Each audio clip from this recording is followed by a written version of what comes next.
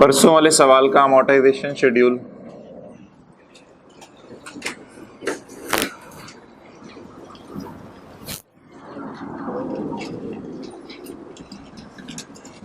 यकम अप्रैल 2007,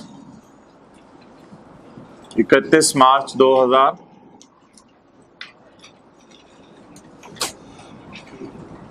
जी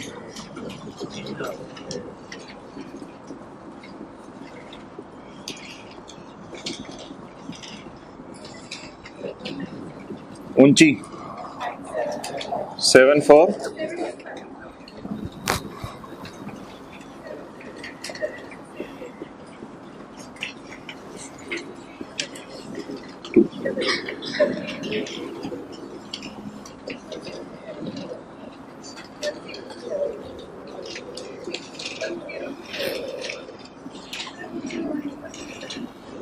10 2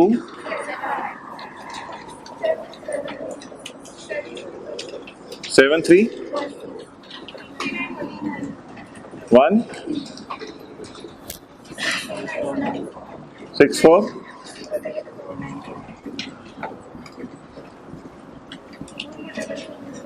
77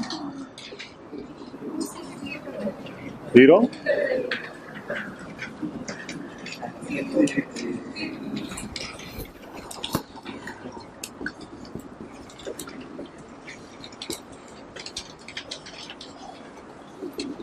सफ़े पलटी जा रहे हैं आप, रात आज जल्दी कर लें जो करना है।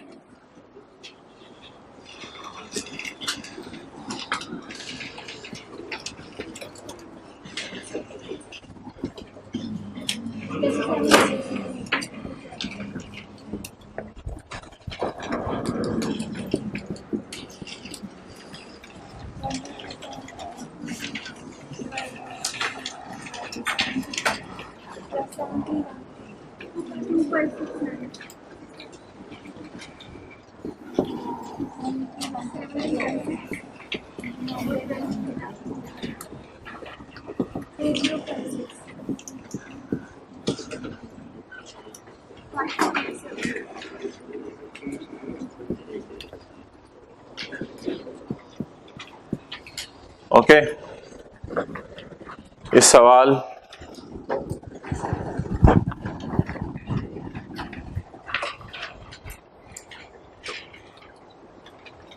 की बैलेंस शीट बना लेते हैं। किधर है क्लास, बच्चे आए हैं।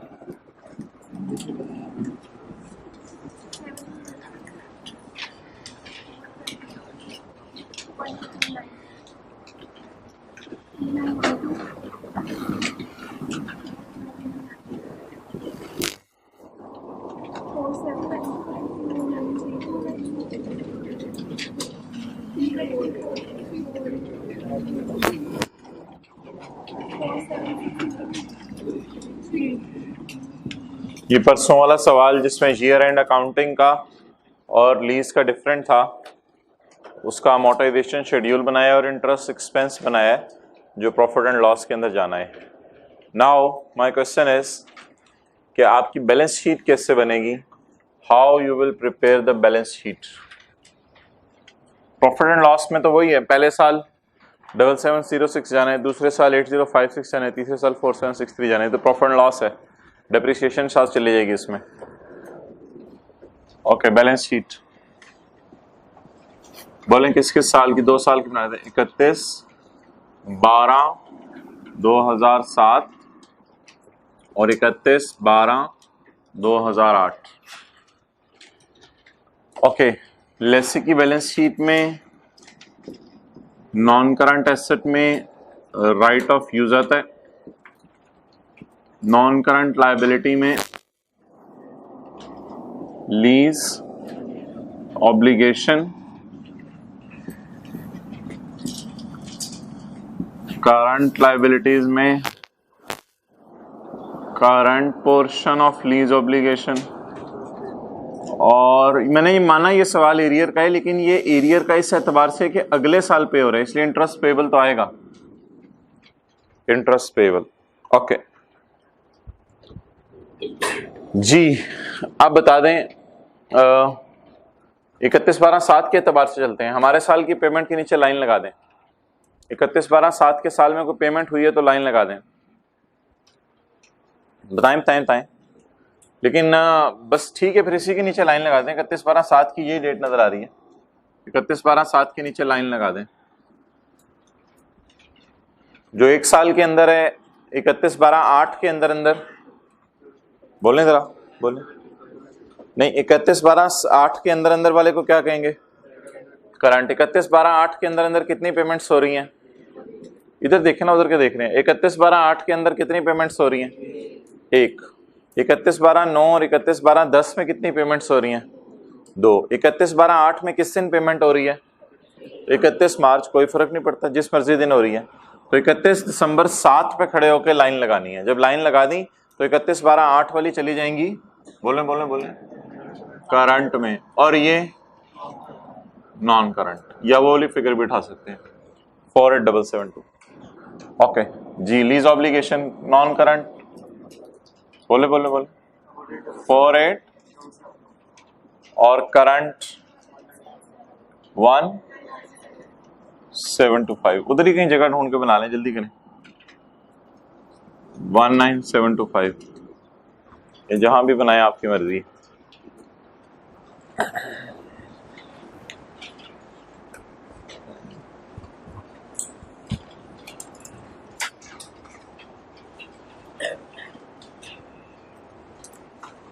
भाई इधर हो जाए।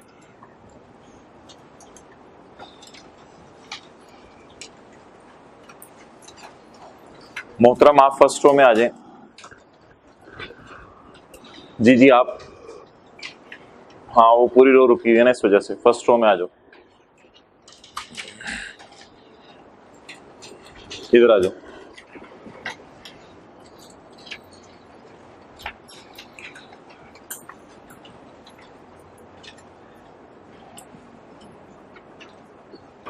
ओके, तो करंट पोर्शन में चला जाएगा 19725 और नॉन करंट में 48772। ओके, नाउ अब आपने कुछ भी नहीं करना, अब आपने कहीं भी नहीं जाना, आपने सिर्फ इधर देखना है। Just watch here.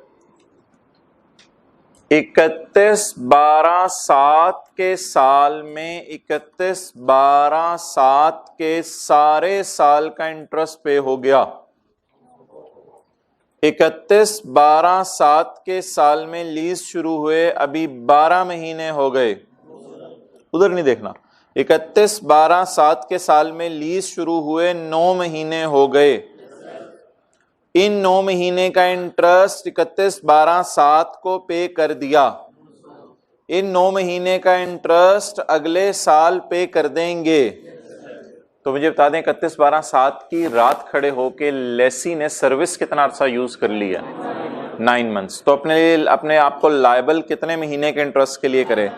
9 मंथ्स के लिए। अब 9 मंथ्स का इंटरेस्ट पेबल तैयार है, बस उठाना है कहीं से। वो तैयार है 7706। सोच के उठाना है, ऐसे नहीं उठा लेना। 7706 इस तरह सोचना जिस तरह मैंने कहा। डायरेक्ट फिगर ढूंढनी है, ठीक है। तो दोबारा सुन लें। 31/12/7 की रात को खड़े होकर कितने महीने हो गए लीज शुरू हुए? 9 मंथ्स। इस साल का इंटरेस्ट इस साल पे हो गया, अगले साल पे होगा। किस दिन पे होगा? तो 31 मार्च 8 की डेट के उठा के 2 टुकड़े कर दें, उसमें से 9/12 के लिए 31/12/7 की रात को लायबल फील करें। ओके जी, चलिए ये फिगर्स पोस्ट कर दें।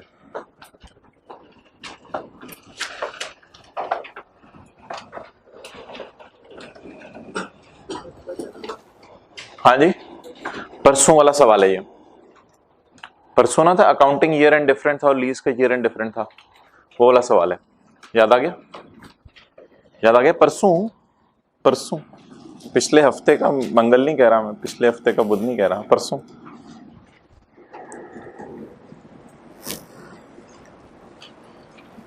बड़ी दोस्ती है भाई।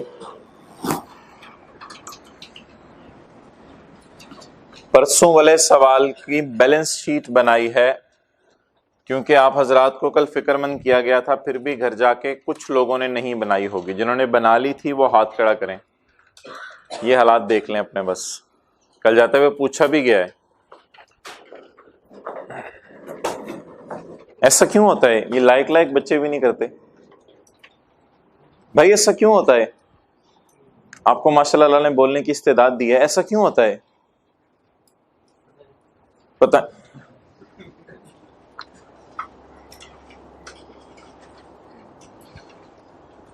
जी, एंड पे रेड शर्ट आपने बनाया था?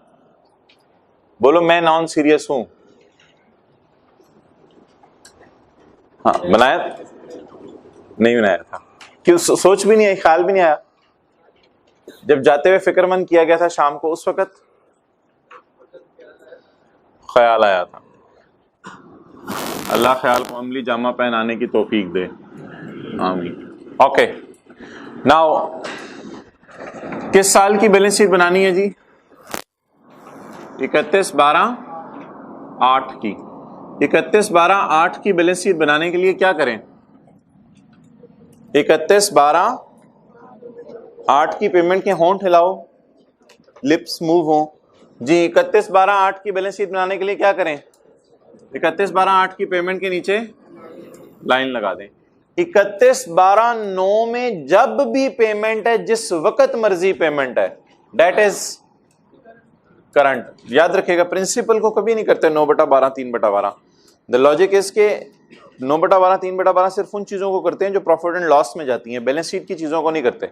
ओके, क्योंकि प्रिंसिपल का गाड़ी आने से ताल्लुक है, ना कि वक्त गुजरने से।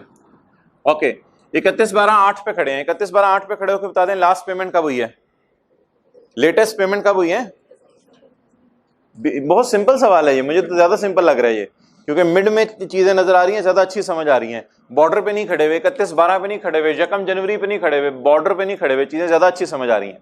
31/12/8 पे खड़े होकर कौन सी पेमेंट हुई है? लेटेस्ट।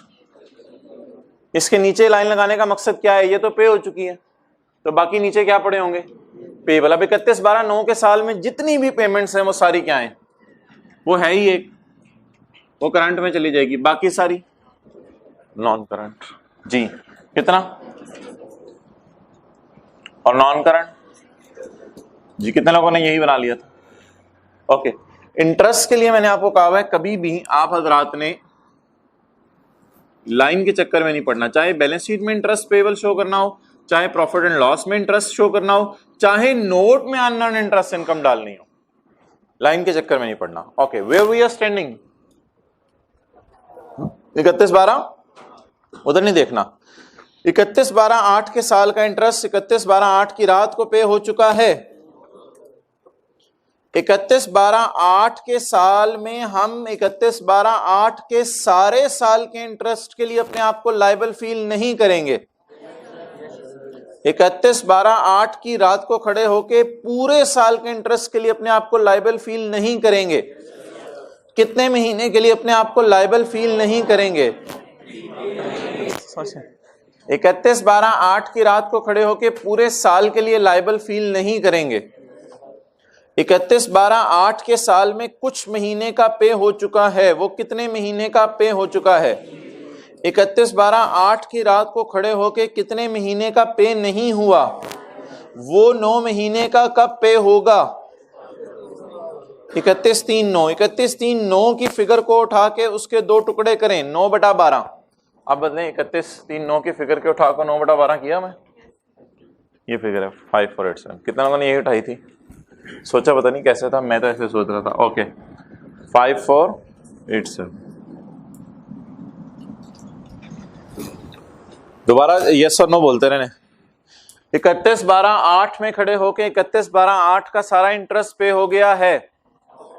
31/12/8 में खड़े होके आखिरी तारीख को शायद कुछ इंटरेस्ट पे हो गया है। कितने महीने का हो गया है? कितने महीने का कंफर्म नहीं हुआ। ये 9 मंथ्स का इंटरेस्ट किस दिन पे होगा? 31 मार्च 9 को। 31 मार्च 9 की तारीख पकड़ के उसके दो हिस्से कर दे। 9/12 के लिए अपने आप को क्या फील करें? लायबल फील करें। तो ये 9/12 के लिए अपने आप को लायबल फील करें, 5487। ओके, इसमें से 9 महीने की डिडक्शन निकालें, इसमें से 1 साल 9 महीने की डिडक्शन निकालें। यहाँ पे खड़े हुए 9 महीने गुजर चुके हैं, यहाँ 1 साल 9 महीने गुजर चुके हैं। डिडक्शन आपने निकाली थी? नहीं निकाली थी, हाँ नहीं निकाली थी, हाँ निकाली थी, एंट्रीज की थी ना जी। 9 महीने की डिडक्शन माइनस करके 6849 में से पाए 51373 और इसमें से फर्दर 12 महीने के माइनस कर दें 2854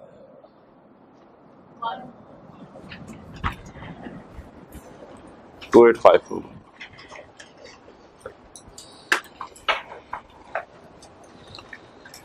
जी ये सवाल किसकी बुक्स में किया था? लेसी। ये सवाल किसकी बुक्स में किया था? लेसी की बुक्स में। ओके नाउ अब नोट बनाने, तो इसका नोट बना लेते हैं, लेकिन नोट लेसी वाला क्या बनाना है? लेसी कौन सा नोट बनाता है? जर्नल डिस्क्रिप्शन और मैच्योरिटी एनालिसिस। लेकिन लेसर का सवाल कर लेते हैं ताकि नोट लेसर का बन जाए। नीचे से नीचे थोड़ा होकर गुजरा करें। ओके आगे आए भाई, मोहतरम जल्दी आगे आए, बुलाएं जल्दी। ओके भाई उधर हो जाए, बस ठीक है आप लोग बैठे। ओके चलिए, ये बैलेंस शीट बन गई किसकी किताबों में? लेसी की किताबों में। नोट लेसर का बना लेते हैं, वाई, ताकि रिकॉन्सिलिएशन इस सवाल में समझ आ जाए। नोट लेसी का भी बन सकता है लेकिन उसमें कोई खास समझ नहीं आएगा। किस साल का पसंद करेंगे आप? 31/12/7 का पसंद करूंगा मैं, पसंद अपनी अपनी। ओके 31/12/7 के एंड पे खड़े होके लेसर का नोट बनाने लगे हैं। Lessor note to the financial statements for year ended 31/12/7। Okay note का नाम चलें, लेसर के लिए भाई ये फाइनेंस लीज होगी, मुझे नहीं पता कौन सी है। लेसर के लिए ये फाइनेंस लीज होगी। एज्यूमिंग डिस्क्रिप्शन, एज्यूम किया मैंने, एज्यूम किया लेसर के लिए फाइनेंस लीज होगी। डिस्क्रिप्शन जनरल डिस्क्रिप्शन और 9.2 maturity analysis contractual and discounted cash flows. Okay जी वेट बल्कि खुद ही बनाएं, 1-2 मिनट लगाएं, खुद ही बना लें। इसमें क्या कमाल है नोट में? हमारे साल की पेमेंट के नीचे लाइन लगा दें। हमारे साल की पेमेंट है या डेट है? पेमेंट तो कोई नहीं है, फिर डेट के नीचे लाइन लगा देते हैं। हमारे साल की डेट के नीचे लाइन लगा दें। ये हमारे साल की डेट के नीचे लाइन लगी। लेस देन 1 ईयर में डाल दें, कौन सा साल डलेगा? मुझे क्या देख रहे हो, तो बनाना पड़ेगा, आपको ही कह रहा हूं। हाँ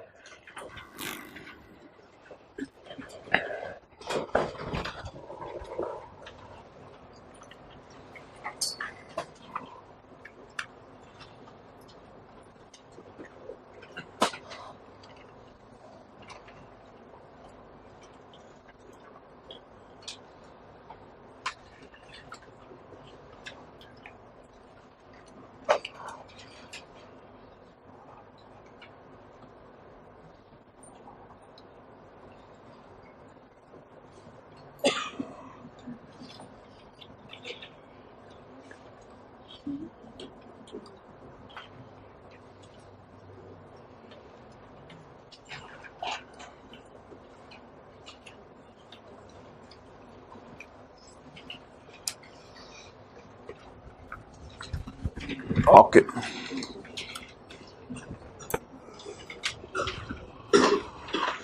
बन गया नोट, तो हाथ का कर दें। गुड।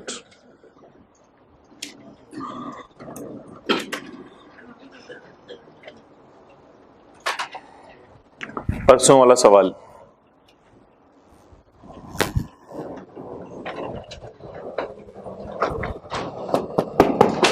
इसको सामने रख के नोट बना दें।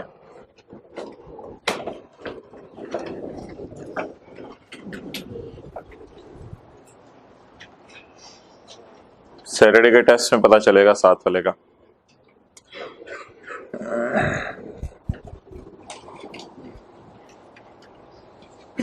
स्पेशली आउट स्टेशन वालों का टेस्ट दे के जाते हैं या आके मार खाते हैं मंडे को। ओके, 31/12/7 पे खड़े होके कौन सा साल लेस देन 1 ईयर है? 8 8 31/12/7 पे खड़े होके कौन सा साल लेस देन 1 ईयर है? 8। कौन सा साल 1 साल के बाद लेकिन 2 साल के अंदर है? कौन सा साल 2 साल के बाद लेकिन 3 साल के अंदर है? 31/12/10।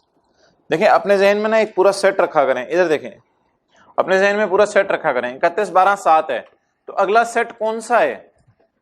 1/1/8 से 31/12/8, ताकि जून का सवाल आ जाए तो परेशान ना हो, सितंबर का ईयर एंड आ जाए परेशान ना हो। अपने जहन में पूरा सेट रखा करें। अगर 31/12/7 पे खड़े हैं तो अगला लेस देन 1 ईयर का सेट कौन सा है? प्लीज 1/1/8 से 31/12/8। अब ये 1/1/7 से 31/12/8 के साल में कितनी पेमेंट्स आ रही हैं? सिर्फ एक, मार्च के महीने में। अगला सेट कौन सा है? 1/1/9 से 31 दिसंबर 9, उसमें कितनी पेमेंट्स आ रही हैं? एक। अगला सेट कौन सा है? 1/1/10 से 31/12/10, उसमें क्या आ रहा है? नहीं भाई उधर ज्यादा ना कराओ। ओके, क्या हो गया जी? भाई आप आगे आओ, इधर ये जगह बनाओ, ये दोनों बैग आगे रख दो। मोहतरम आगे आए, उधर जगह तंग हो गई है। ओके, अच्छा जी, नेक्स्ट बोलें जी। Less than 1 year,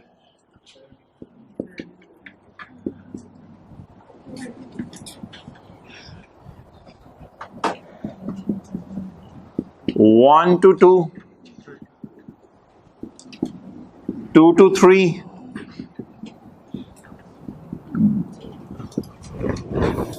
okay, it's over. If I am preparing the note of lessee, man watch here, oh man watch here, it's over if I am preparing the note of lessee. Now I am supposed to prepare the note of lesser. अच्छा लेसी का मैंने आपको बताया था note इतना ही होता है, देखें इधर इतना ही होता है, लेकिन आई कैप को ईमेल की हुई है, अगर कुछ चेंज आई तो मैं आपको बताऊंगा, आपने मुझे बताने, मैं आपको बताऊंगा। 9.3, ओके, 9.3 का नाम क्या होगा? Reconciliation, unpresented, uncredited balance as per bank. अच्छा जी, तो रिकॉन्सिलिएशन बीआरएस की नहीं बनने लगी, रिकॉन्सिलिएशन बनने लगी है इन्वेस्टमेंट की, नेट इन्वेस्टमेंट से। Okay, there is no UGRV. I wish there would have been UGRB today as well, but today is today. Total is receivable 90,000.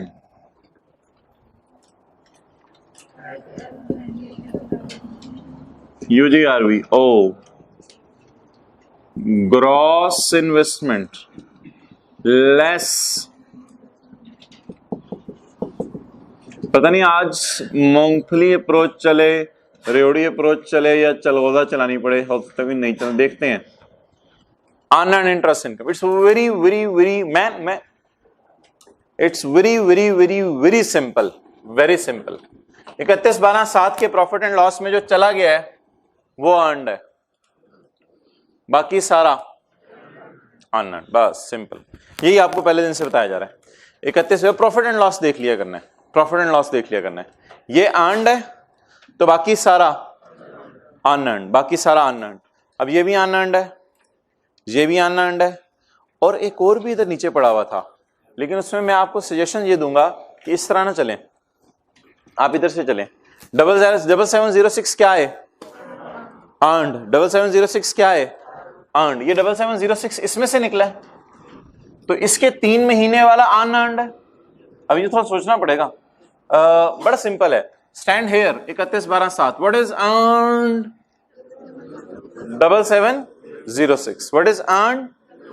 7706। इसमें से 7706 अर्न्ड है, तो इसमें से कितने 9 महीने का अर्न्ड है, तो इसके और भी हिस्से अभी करना चाह रहे हैं हम आगे, इसका मतलब है इसमें से कोई अनअर्न्ड भी है, तो इसको पकड़े। ये कितने 2569 में ये दोनों जमा कर देंगे। इसी तरह होगा ना, इसी तरह होगा ना, इसी तरह सीखा हुआ है ना। 2569 में ये दोनों क्या कर देंगे? ऐड कर देंगे। Okay, think again, give your mind, you people, man sitting at second number, watch here, we are standing on 31/12 7, it is earned. इसकी एंट्री की थी interest income credit, it is earned. If it is earned तो ये निकला किससे? इससे निकला। इधर आ जाए, इसमें से कितना अर्नड है और इसके अभी हिस्से हो रहे हैं या हिस्से होना बंद हो गए हैं? हो रहे हैं, अगले साल भी होने हैं। तो what is this then? Unearned. तो वो 7706 अगर अर्नड है तो बाकी सारा इसमें जो पड़ा हुआ है वो क्या है? और ये ऑब्वियसली अनअर्न्ड। तो बता दें इसमें कितना है? जी बोले बोले बोले बोले 2569। ये पहले में जो पड़ा हुआ है वो है। फिर आगे चल सो चल 73 प्लस 3912 13। ये कितने लोगों ने लिखा था इसी तरह? 13। Good good 13797। Okay, it is unearned. Now 7376203। अब भाई ये जो है ना ऐसे मैच नहीं करेगा 76203। इसके लिए आपको ये नहीं जमा करना पड़ेगा, ये नहीं होगा क्योंकि इसमें 9/12 अनअर्न्ड है, अर्नड है सॉरी, इसमें 9/12 अर्नड है। अब अगर आप इसमें 3/12 जमा करेंगे फिर शायद मैच कर जाएगा मेरे ख्याल से। जरा देखें 68497 पकड़ के, 68497 पकड़े कैलकुलेटर पे। 68497 प्लस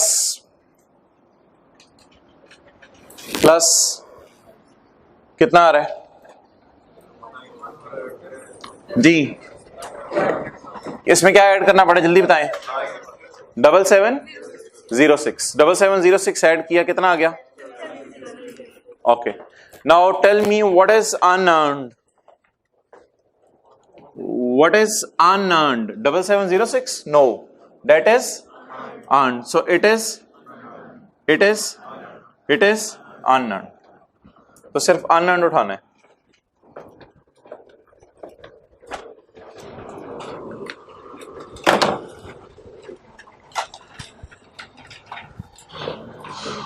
तो आपने ज्यादा फोकस नहीं करना नेट इन्वेस्टमेंट कैसे आ रही है, आपने सिर्फ इस पे फोकस करना है आपका अनअर्न्ड सही आए। Do not go on net investment, just go on कि अनअर्न्ड आपका सही आ जाए।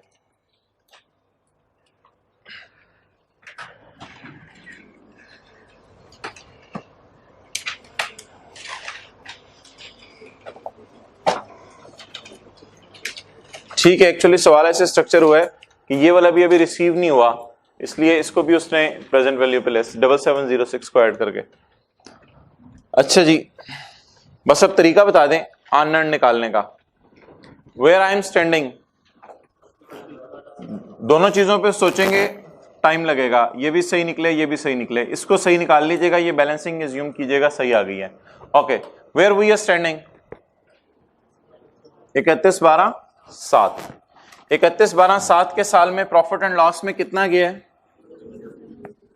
7706 किस फिगर से निकला है? 102। अब ये नहीं बना, 10275 को अगर हम पकड़ें तो 10275 के 9/12 तो अर्नड है, तो इसका भी हिस्सा होने वाला रहता है या पिछले साल 3/12 हो गया है? होने वाला रहता है। अगर होने वाला रहता है तो 3/12 इसमें पड़ा हुआ क्या होगा? अगर इसमें पड़ा हुआ 3/12 अनअर्न्ड होगा, तो इसका मतलब है ये ऑब्वियसली पूरा का पूरा, ये पूरा का पूरा अनअर्न्ड। क्लियर हो गया?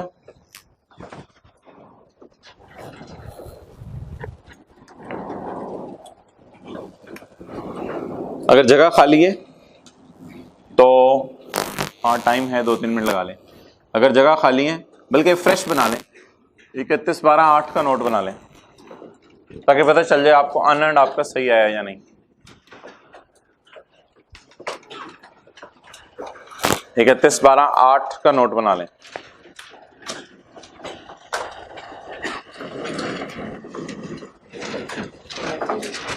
हाँ लेसर का ही।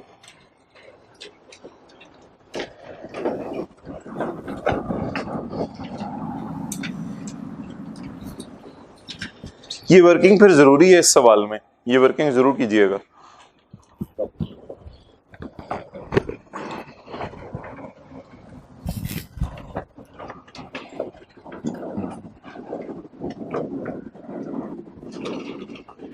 बस जल्दी छोड़ो छोड़ो फाइनेंस लीज और ये छोड़ो, मैच्योरिटी एनालिसिस बनाओ, खत्म करो फॉर्मेलिटीज में ना।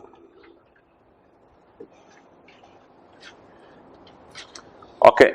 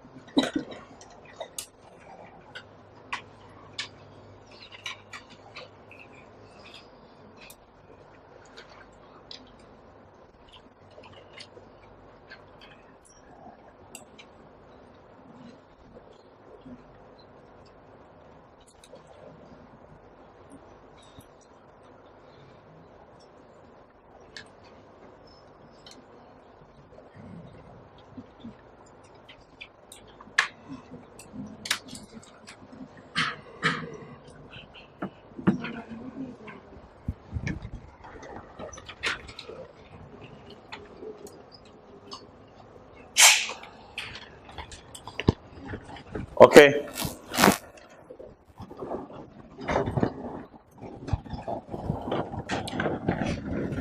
जी 31/12/8 की पेमेंट के नीचे लाइन लगा दी। एक साल के अंदर कौन सा होगा?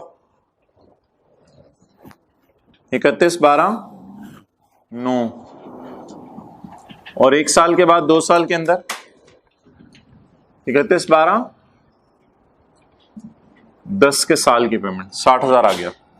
नाउ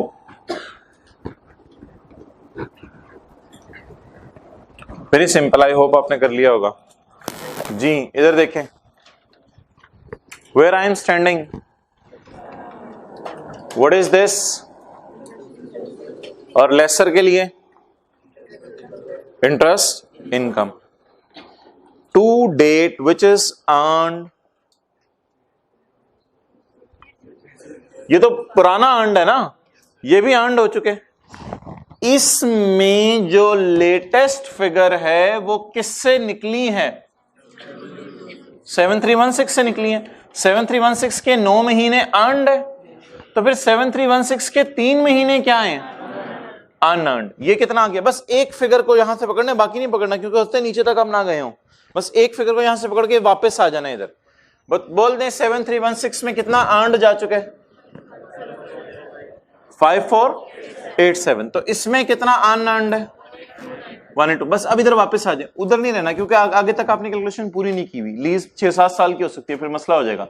वापस आ जाए इधर। Okay, we are here back. इसमें से बता दें कितना अर्न्ड है? अर्न्ड है कितना? अनअर्न्ड 18।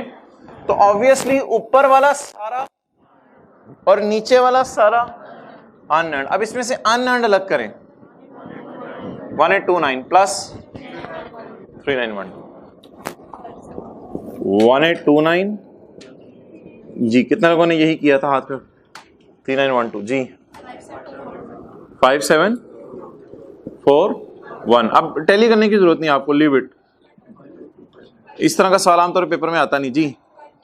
5259।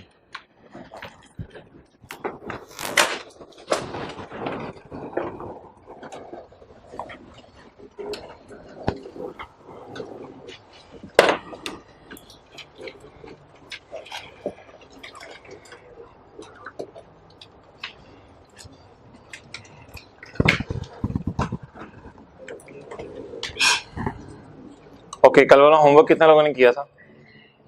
बस जरूरी था, बड़ा जरूरी था। सेल किस पे रिकॉर्ड होती है? लोअर ऑफ फेयर वैल्यू और प्रेजेंट वैल्यू ऑफ, और cost of sale, cost minus present value of UGRV. अगर कभी पेपर में सवाल आए सेल किस पे मैयर होगी, दोनों में से लोअर पे शो करनी है।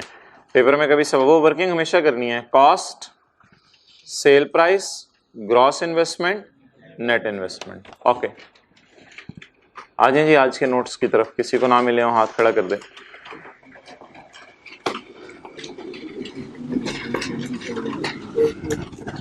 गारंटेड रेजिडुअल वैल्यू की डेफिनेशन,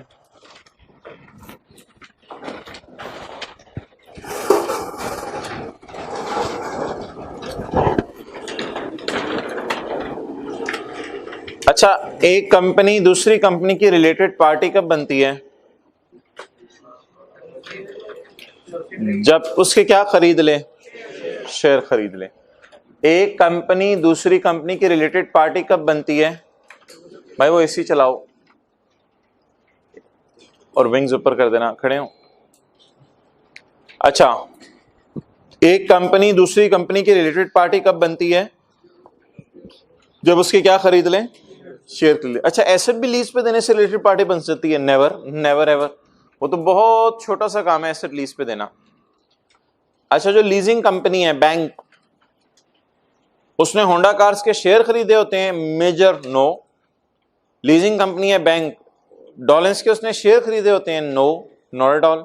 लीजिंग कंपनी है बैंक, क्या उसने जो है वो रॉयल फैन के शेयर खरीदे होते हैं? नो। बस ये लोग आते हैं, इनके पास एसेट लीज पे लेके चले जाते हैं। रॉयल फैन वाले कहते हैं भाई एसेट लीज पे दे दो। इसलिए क्या लेसर और लेसी रिलेटेड पार्टी होते हैं या रिलेटेड पार्टी नहीं होते? क्या लेसर ने लेसी के शेयर खरीदे होते हैं या लेसर सिर्फ लेसी को एसेट लीज पे दे रहा होता है? ओके, रिलेटेड पार्टी का कॉन्सेप्ट अगर समझ आ गया, अब पढ़ें। स्टैंडर्ड के इल्फाज समझने हैं, क्योंकि अगर पेपर में वो इल्फाज आ गए तो पता होना चाहिए ये जीआरवी है या यूजीआरवी है।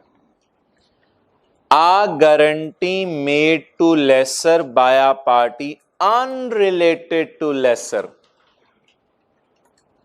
बता दें अनरिलेटेड से मुराद इधर क्या है? स्टैंडर्ड ने तो ऊपर ऊपर से बात घुमा के कर दी। अनरिलेटेड से बात क्या है मुराद? Lessee. Lessee has no relation with lessor, बिल्कुल कोई रिलेशन नहीं है। कोई शेयर नहीं खरीदे हुए लेसर ने लेसी के, नॉट एट ऑल। तो who is unrelated to lessor? Lessor ने किसके शेयर नहीं खरीदे हुए? लेसी के। रिलेशन कब डेवलप होता है? कंपनीज का रिलेशन कब डेवलप होता है? जब बरादरी एक हो, दोनों कंपनीज गुज्जर हो, दोनों कंपनीज पराचा हो। कंपनी तो आर्टिफिशियल पर्सन है, दोनों की नानी एक हो, दोनों कंपनीज तो आर्टिफिशियल पर्सन है। तो इसलिए कंपनी रिलेटेड कब बनती हैं? जब एक ने दूसरी के, तो क्या आमतौर पे होते हैं लेसर लेसी के शेयर खरीदे या सिर्फ लेसर लेसी को एसेट लीज पे देता है? सिर्फ एसेट लीज पे देता है, क्योंकि लेसर के पास 1000-1200 लोग आते हैं साल में। उन 1000-1200 को एसेट लीज पे देता है या 1000-1200 के शेयर खरीदता है? एसेट लीज पे देता है। बल्कि वो शेयर खरीदने के बजाय पैसे वहां इन्वेस्ट करता है कि मैं 2-4 एसेट और खरीद के किसी को लीज पे दे दूं। तो वो शेयर नहीं खरीदता भाई किसी के। तो यहां अनरिलेटेड टू लेसर से मुराद बता दें क्या है? Lesi. A guarantee made to a lessor by a party unrelated to lessor that the value of the asset at the end of lease term will be at a specified amount। ये market value नहीं होती, specified amount होती है। जितना laser expect कर रहा हो कि ये मिसयूज करेगा, उतनी अमाउंट डलवा देते हैं एग्रीमेंट के अंदर कि मेरे ख्याल से इतना मिसयूज करेगा तो इतने पैसे तुम मुझे दे ही देना। जी, अगर पेपर में सवाल आए कि guarantee is made by a party unrelated to lessor, इस गारंटी को आप कौन सी गारंटी समझेंगे? हाँ, अन से अन गारंटेड नहीं समझ लेनी है। अनरिलेटेड का मतलब कुछ और है, अन और अन मैच नहीं कराना, ठीक है? तो अन वाला जाएगा गारंटेड में। क्लियर? ओके, आवाज अगली डेफिनेशन की तरफ। Unguaranteed value is that portion of residual value the realisation of which is not guaranteed by anyone. किसी ने गारंटी नहीं की हुई, बल्कि क्या होगा बताया हुआ आपको कई दफा। बल्कि क्या होगा, क्यों देख रहे इसी की तरफ? बल्कि क्या होगा, जब लीज का एंड आएगा तो जब लीज का एंड आएगा तो लेसर इस एसेट को बाजार लेके जाएगा और बाजार में ऐसी पार्टी को बेचेगा जिसको लेसर भी कभी जानता नहीं होगा।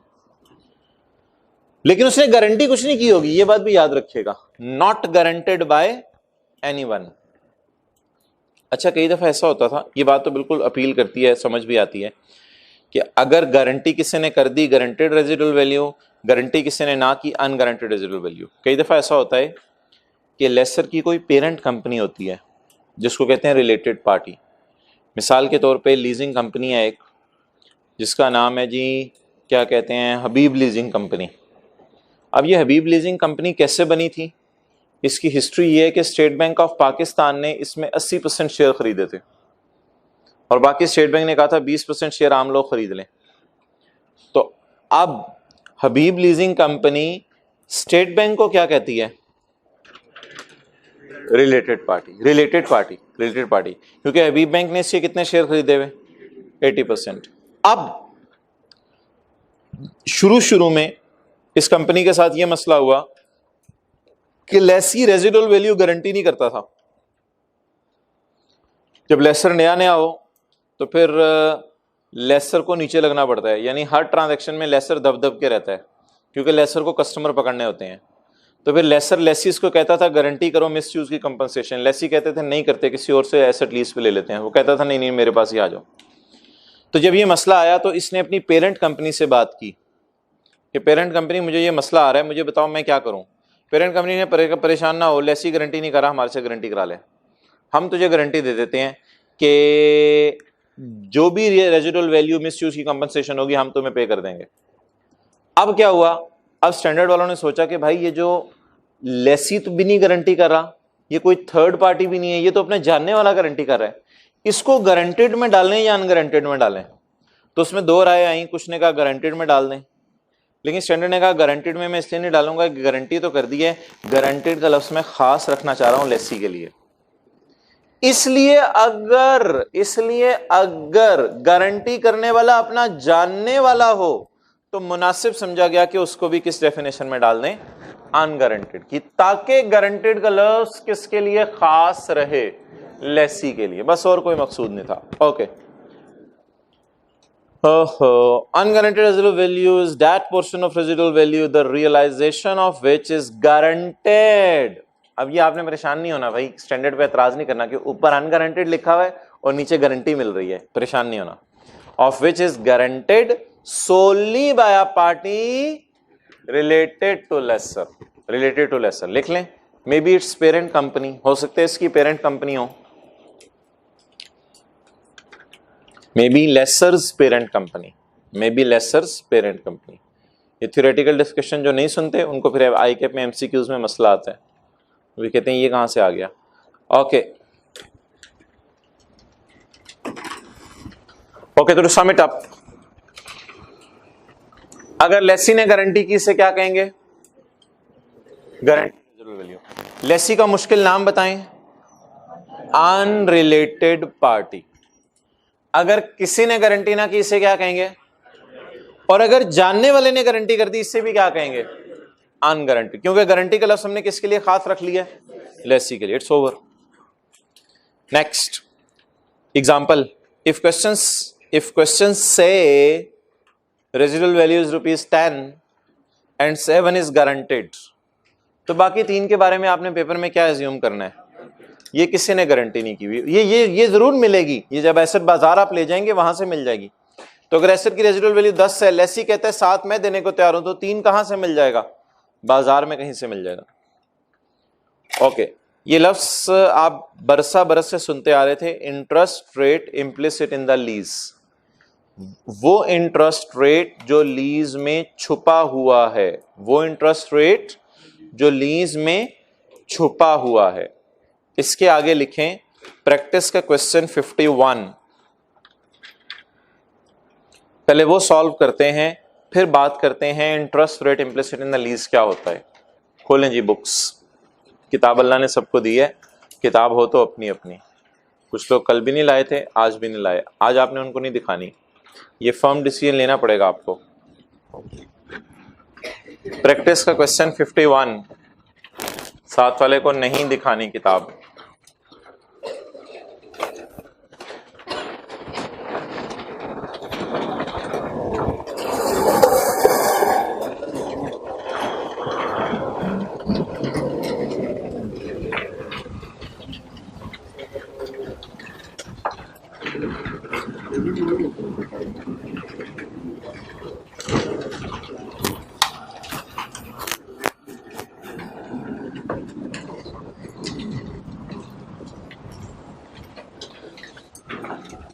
ओके,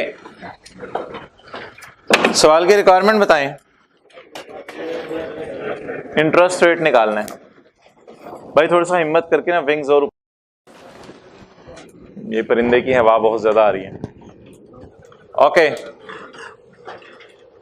इंटरेस्ट रेट निकालना है। क्वेश्चन नंबर 51 भाई 57 पे पहुंचे हुए हैं।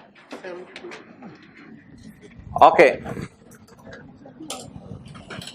Now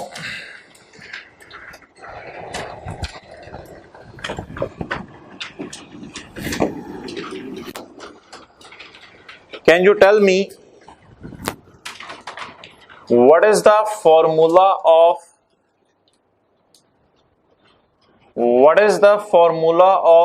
net investment? कल किया था क्लास में, लीज रिसीवेबल का लफ्ज लिखे, ब्रैकेट में नेट इन्वेस्टमेंट लिखा था, फिर काट के पूरा फॉर्मूला लिखा था। यहां पे ग्रॉस इन्वेस्टमेंट का फॉर्मूला, यहां कॉस्ट थी, यहां सेल प्राइस थी, यहां ग्रॉस इन्वेस्टमेंट का फॉर्मूला था, यहां नेट इन्वेस्टमेंट का फॉर्मूला था। नेट इन्वेस्टमेंट का फॉर्मूला देखें कल वाले नोट्स में जाके, कल वाली वर्किंग 1 में। चलें बाकी छोड़ें सारी बातें। लेसर ने किस किस से पैसे लेने हैं? लेसी से और थर्ड पार्टी से। जो लेसी से पैसे लेने हैं उसे क्या कहेगा? Down payment, rental, GRV. और जो थर्ड पार्टी से लेने हैं उसे यूजीआरवी। नेट इन्वेस्टमेंट का लफ्ज किसके लिए खास है? लेसर के लिए। ओ मैन, नेट इन्वेस्टमेंट का लफ्ज किसके लिए खास है? लेसर के लिए। नेट इन्वेस्टमेंट का लफ्ज, नेट इन्वेस्टमेंट और ग्रॉस इन्वेस्टमेंट, ये लफ्ज किसके लिए खास है? लेसर के लिए। उस नेट इन्वेस्टमेंट में लेसर किस किस से पैसे लेता है? लेसी से और किसी थर्ड पार्टी से। जो पैसे लेसी से लेता है उसको क्या कहता है? Lease payment. Lease payment, present value of, इसमें 3 चीजें आती हैं। डाउन पेमेंट, ये भी लीज की पेमेंट है। रेंटल, ये भी लीज की पेमेंट है। जीआरवी, ये भी लीज के एंड पे पेमेंट है, ये भी लेसी नहीं करनी है। Plus UGRV. बट मैंने तो लफ्ज लिखा है नेट इन्वेस्टमेंट का, इसलिए इसकी भी क्या होगी? Present value of UGRV. ये फॉर्मूला है नेट इन्वेस्टमेंट का। If I want to convert it in gross investment तो मैं क्या लिखूंगा? लीज पेमेंट प्लस यूजीआरवी, और क्या उड़ा दूंगा? Present value. फॉर्मूले को आसान याद रखने का तरीका बड़ा सिंपल है। जो पैसे लेसी से लेने हैं लीज पेमेंट्स, जो पैसे किसी और से लेने हैं यूजीआरवी। ओके,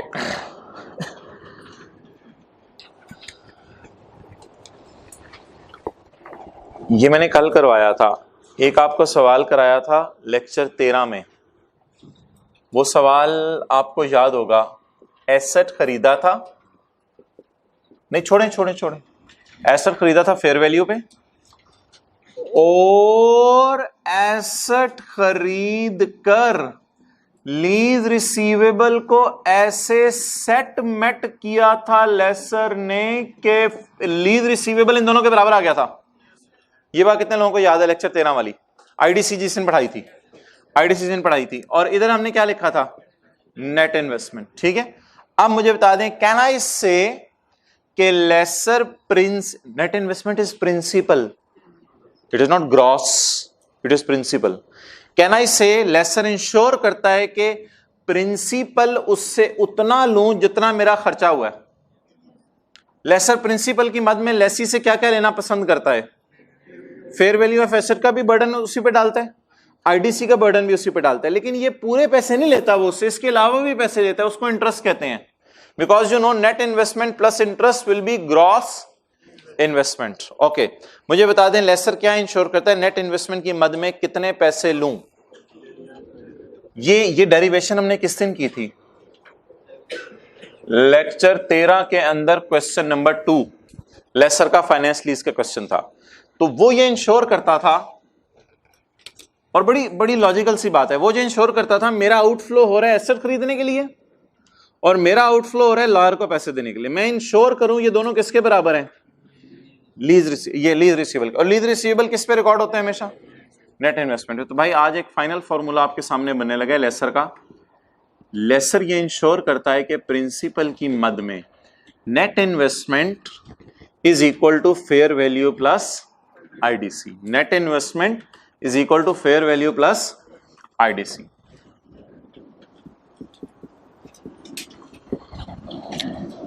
वेट,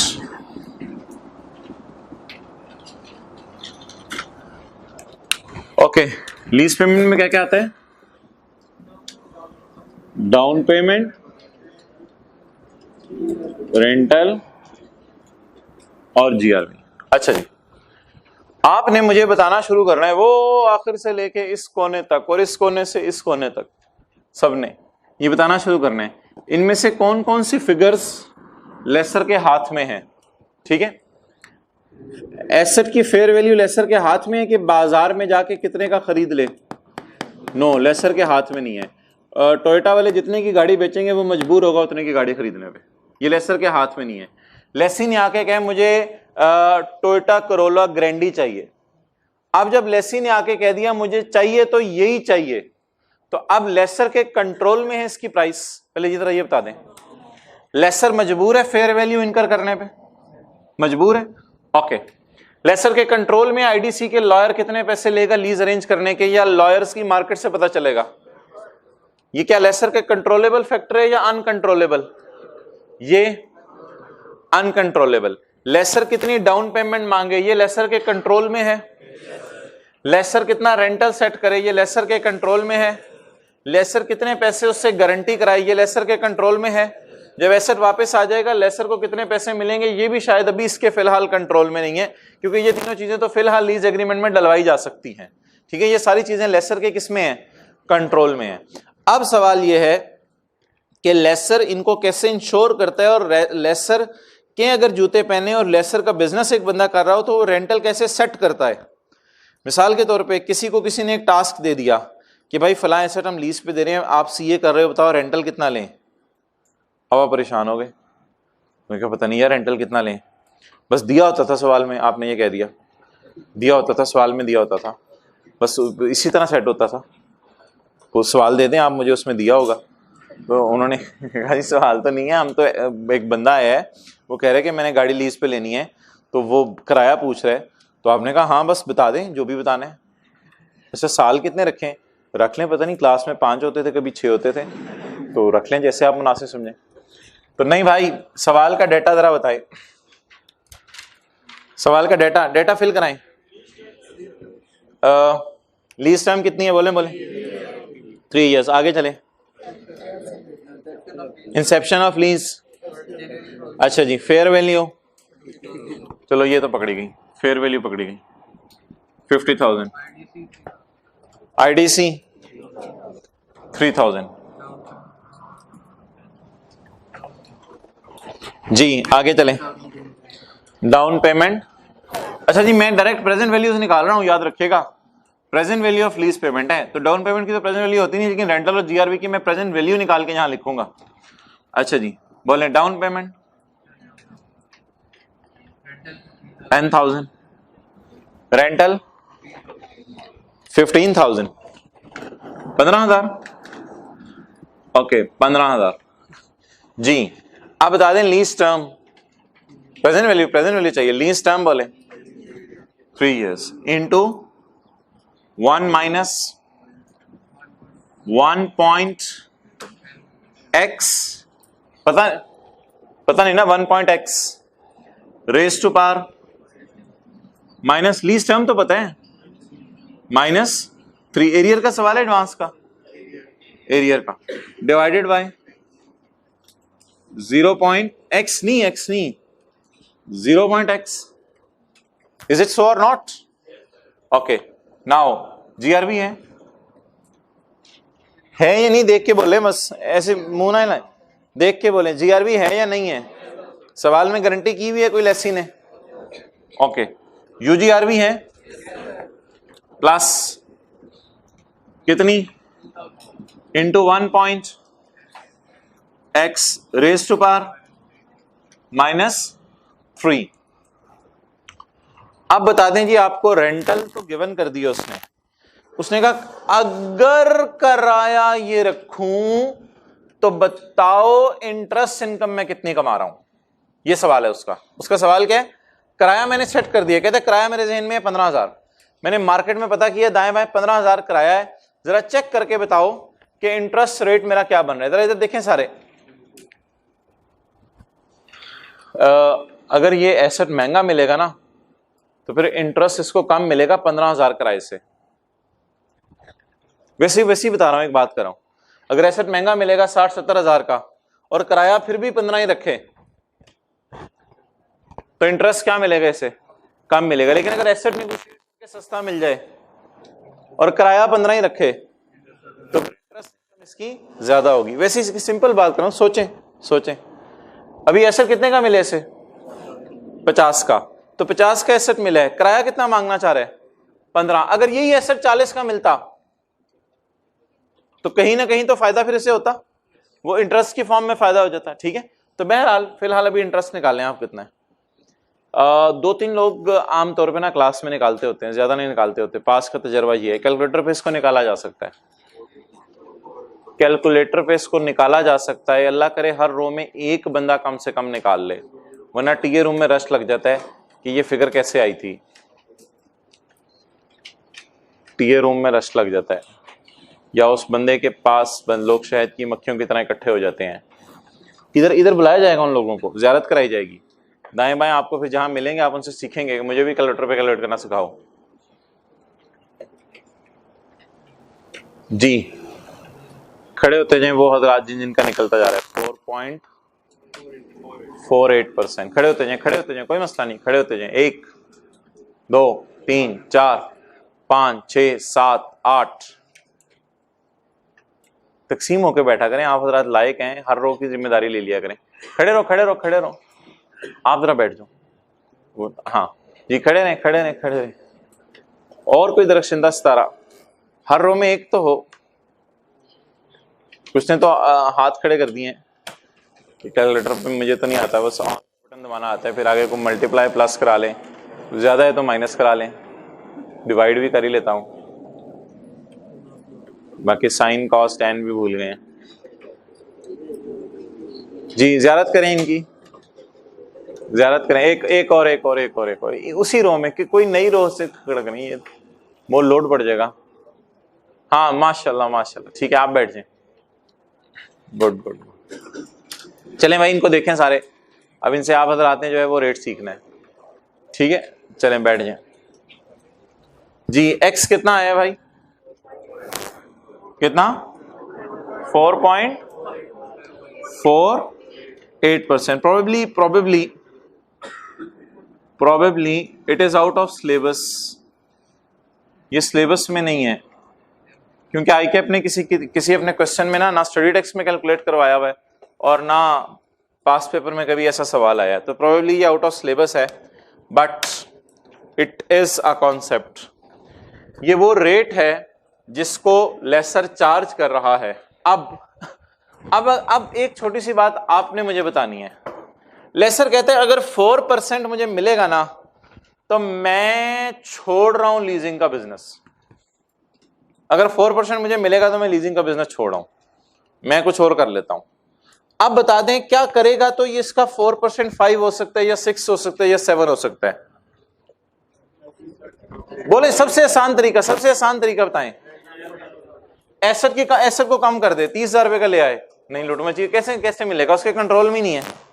क्या करे, रेंटल को बढ़ा दे। आपको पता है इधर 16 या 17,000 में लिख दूं या 18,000 लिख दूं तो इस पे फर्क पड़ेगा या नहीं पड़ेगा, तो रेंटल बढ़ा सकता है। ठीक है, अब ये उस फिगर से खेल सकता है, लेकिन क्या मार्केट फोर्सेस भी इसके ऊपर एक्ट कर रही हैं। अब हो सकता है ये 15,000 से बढ़ाना शुरू करे तो लोग स्विच कर जाए, लोग कहें हम किसी और लेसर के पास जा रहे हैं, तो मार्केट के ऊपर भी डिपेंड करता है। बट इस मार्केट में ये मजबूर है कितना इंटरेस्ट लेने पे, 4.48%। अब अगर किराया बढ़ाता है तो बढ़ा के चेक कर ले, अगर लेसी कहीं और नहीं जाते तो ठीक है किराया बढ़ा दे, लेकिन वो बड़ी जहन्नुम में जाएगा फिर।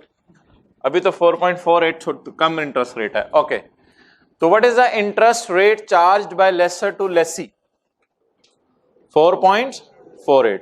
इसमें ना जो किताब में सॉल्यूशंस हुए हुए हैं वो थोड़े से लेंथी तरीके से हुए हैं, उसमें हिट एंड ट्रायल लगा हुआ है।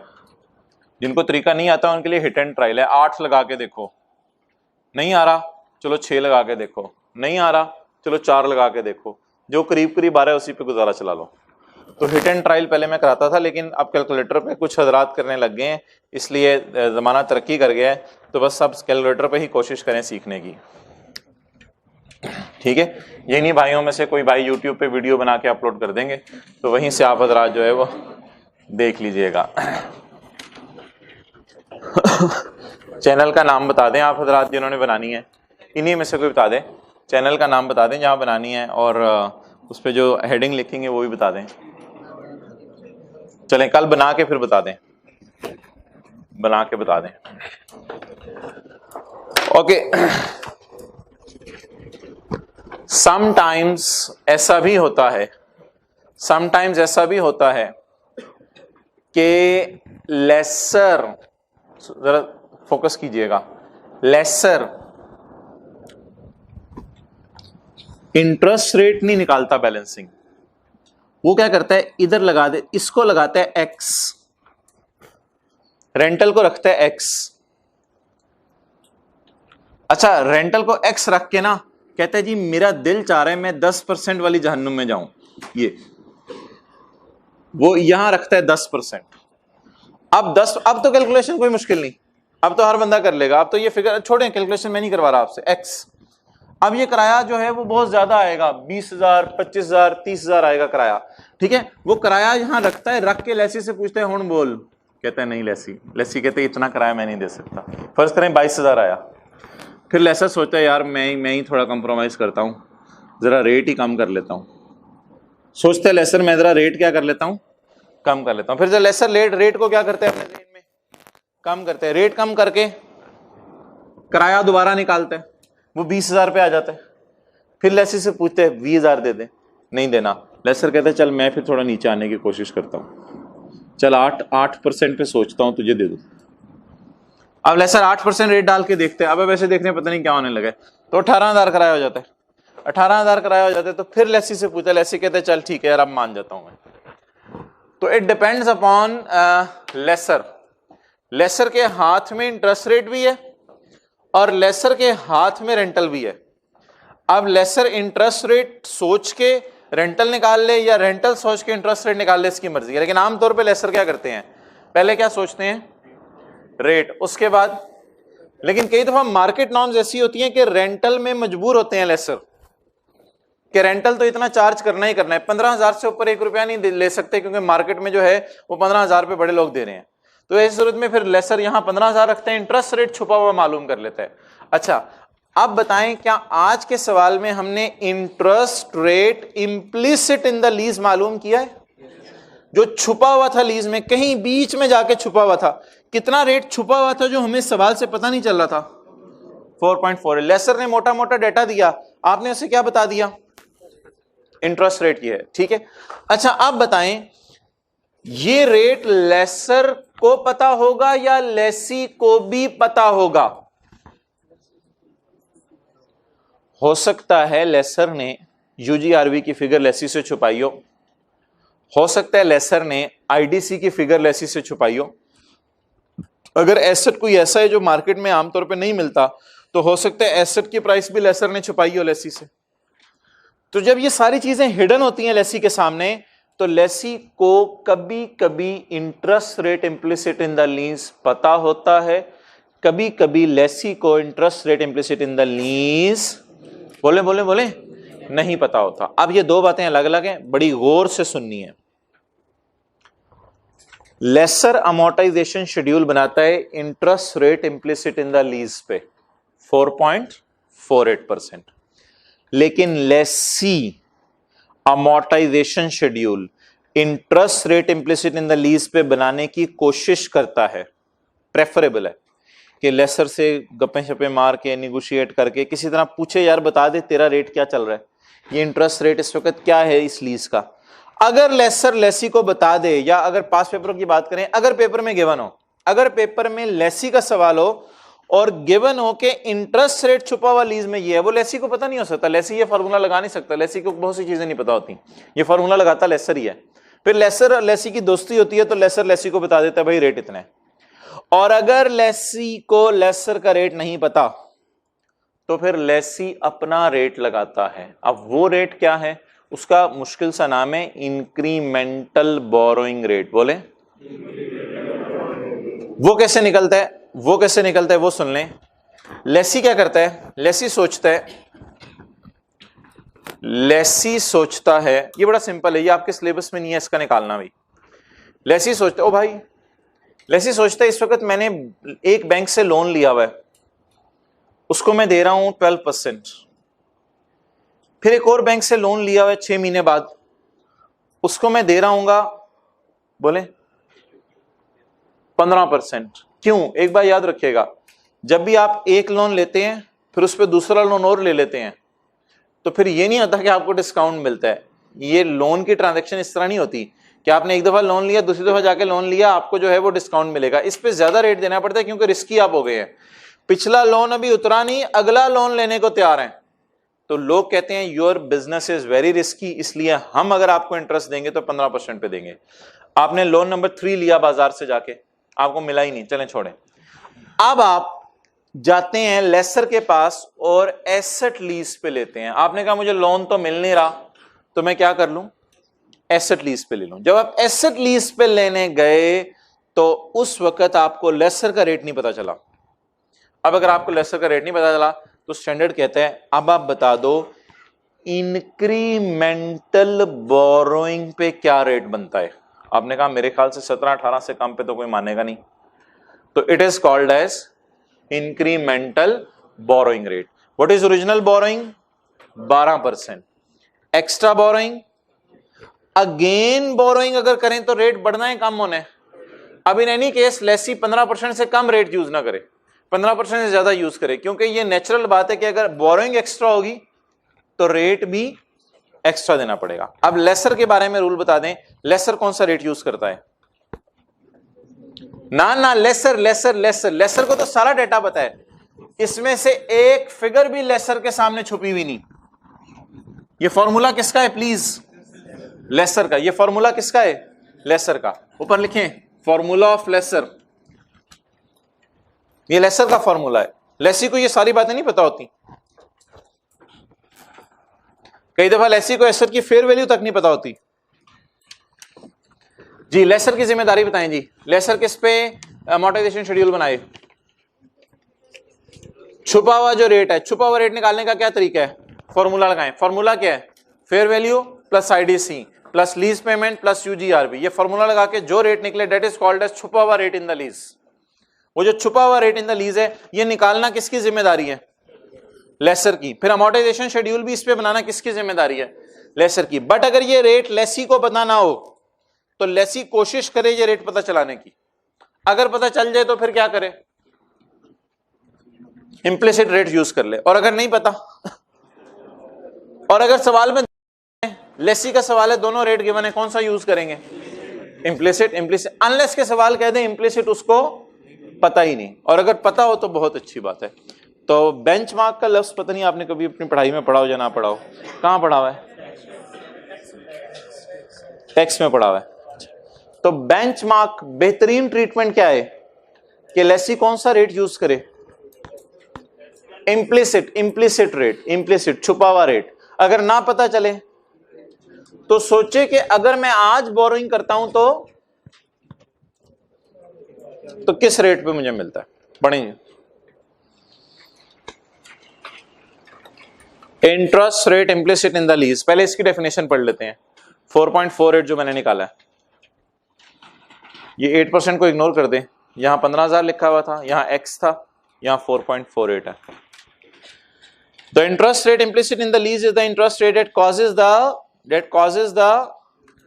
ऊपर देखें, that causes the present value of lease payment and the unguaranteed residual value to be equal to sum of the fair value plus initial direct cost। ठीक है, तो और इंटरेस्ट रेट निकालना भी किसकी जिम्मेदारी है? Laser. The interest rate implicit in the lease is the internal rate of return। ये IRR लफ्ज पढ़ा हुआ क्यों? The interest rate छुपा हुआ in the lease is the internal rate of return of cash flows from ये किसकी cash flows को देखते हुए रेट निकाला करने? Lessor's view point. बल्कि आप लिखें अपने आसानी के लिए, it is responsibility of lessor to calculate implicit rate. It is responsibility of lessor to calculate implicit rate.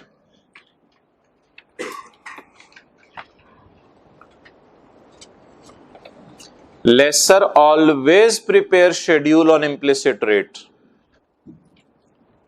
It is responsibility of lessor to calculate implicit rate. Lessor always prepare schedule on implicit rate.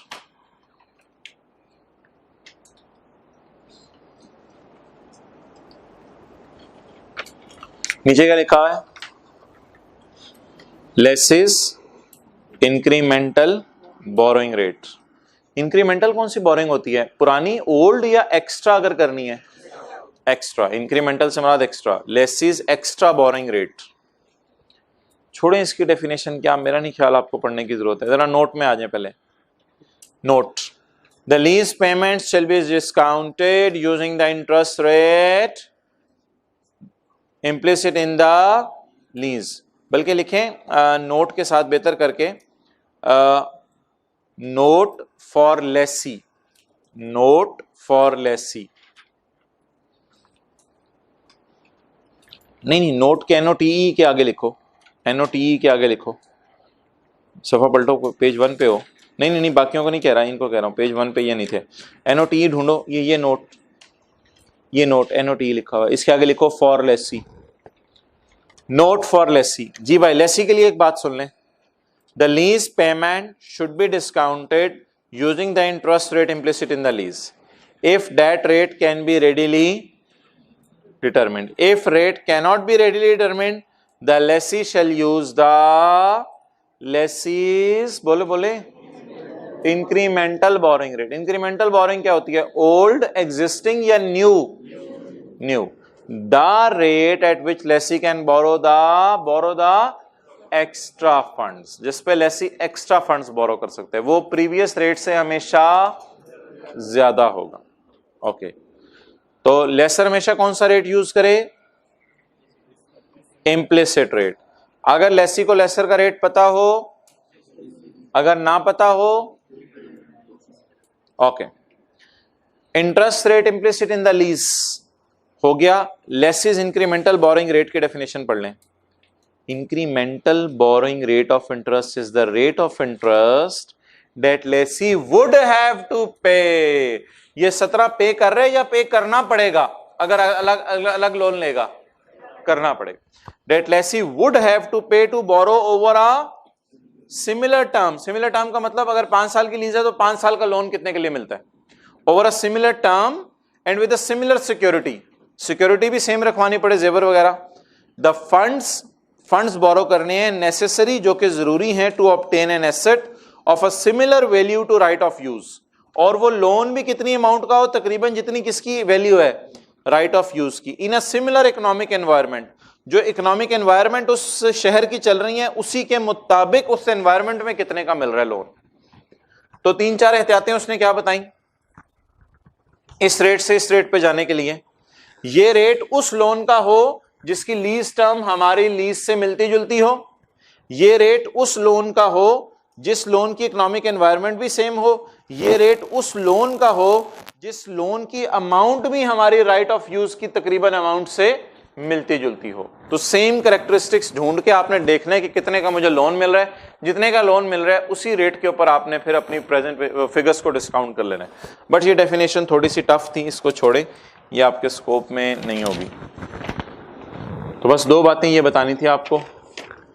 अच्छा, ये disclosure requirements हैं, काफ़ी ज़्यादा theory हो गई है, ये कल डिस्कस करेंगे। अब डिस्क्लोजर रिक्वायरमेंट फाइनेंस लीज की तो कल आपको पढ़ा दी थी, इस सफ़े पे दोबारा लिख दी हैं। ऑपरेटिंग लीज की भी पढ़ लेंगे और अगले सफ़े पे लेसी की हैं, वो भी कल पढ़ लेंगे। क्वेश्चंस टू बी सॉल्व की तरफ आ जाए। न्यूमेरिकल पोर्शन शुरू करते हैं भाई। Questions to be solved. Okay, अच्छा आपने यहां लिख ली है। होमवर्क के सवाल 2 करने हैं, उसमें रेंटल मिसिंग है। होमवर्क के सवाल देख लें, नीचे दिए हुए हैं 54 और 57। इसमें किसी एक सवाल में रेंटल मिसिंग है। इंटरेस्ट रेट निकालना मुश्किल है या रेंटल निकालना मुश्किल है? इंटरेस्ट रेट निकालना मुश्किल है। रेंटल तो फिगर एक्स लेंगे, रेंटल सिंपली निकल आएगा। इंटरेस्ट रेट निकालना मुश्किल है। अच्छा, ये आप लिख लें, इफ इधर ऊपर लिखें, It is responsibility of lessor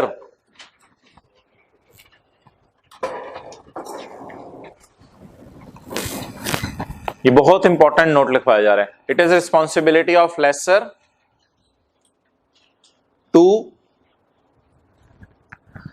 calculate rentals. It is responsibility of lessor to calculate rentals. Rental quote कौन करता है? Coat laser. किसको कोट करता है? लेसी. एक्सेप्ट कौन करता है? लेसी. तो who has the deciding authority to quote the rentals? Lessor. तो it is responsibility of the lessor. आगे क्या लिखे? To calculate the rentals and to calculate interest rate. And to calculate interest rate. If in any question,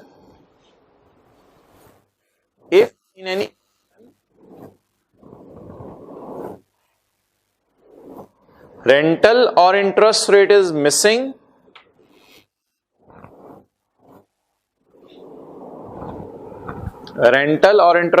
missing, always use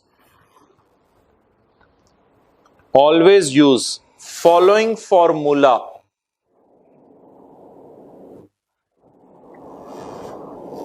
Which is of lesser. Formula which is of lessor. और ये formula किसका है? Lessor का. Formula लिखें. Fair value plus IDC paid by lessor. ये बड़ा बड़ा करके लिखना है. ये आईडीसी सिर्फ पेड बाय लेसर होगी. Fair value plus IDC paid by lessor. यही फॉर्मूला लिखें. Fair value plus IDC. IDC के आगे छोटा सा क्या लिख लें? Paid by lessor is equal to present value of lease payments plus present value of UGRV.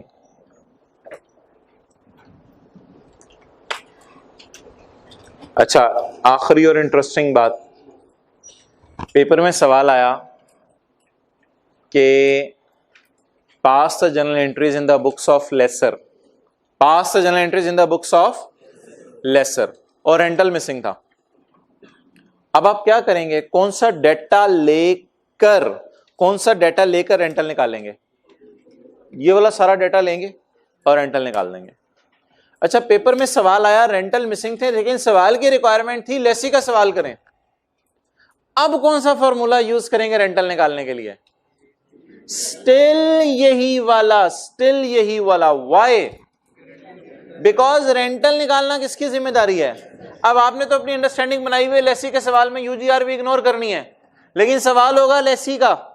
Requirement होगी लेसी की बैलेंस शीट बनाओ, लेसी का प्रॉफिट एंड लॉस बनाओ, लेसी की जनरल एंट्रीज करो, और सवाल में दी होगी यूजीआरवी और मिसिंग होंगे rental.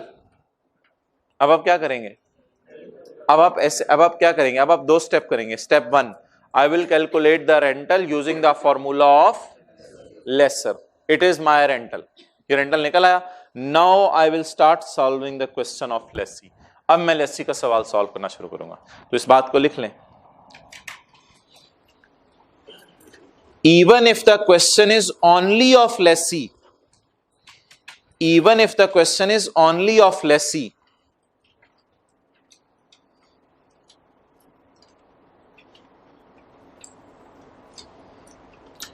you will still use, आप लोग तो आई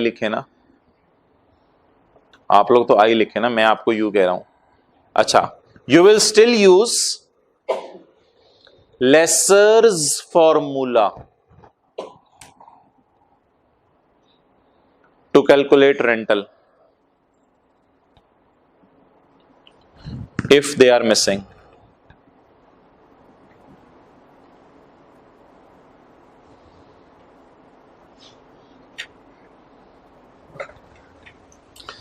तो भाई लेसी का सवाल हो, लेसर का सवाल हो, जूते किसके पहनने हैं?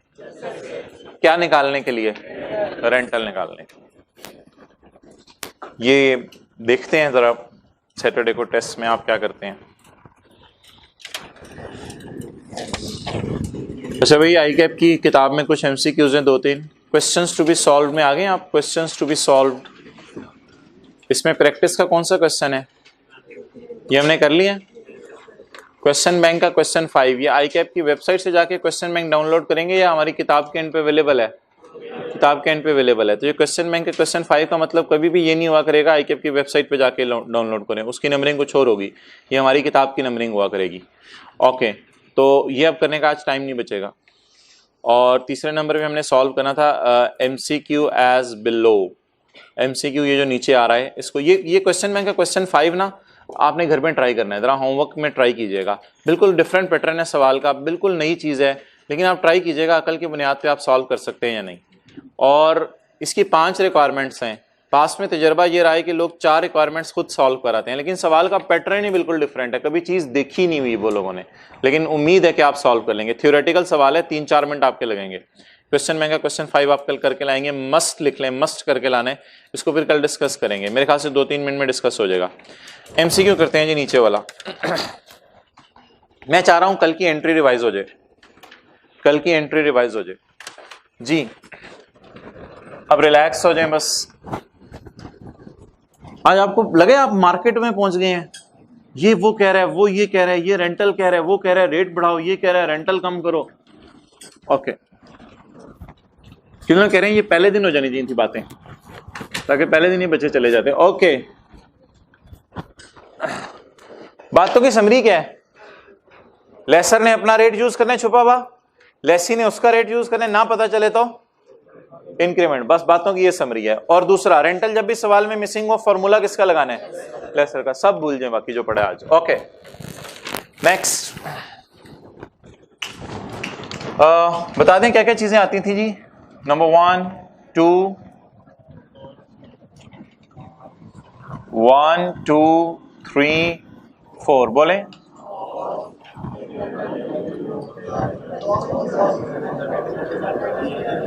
ग्रॉस इन्वेस्टमेंट और नेट इन्वेस्टमेंट। पढ़ते हैं जी सवाल।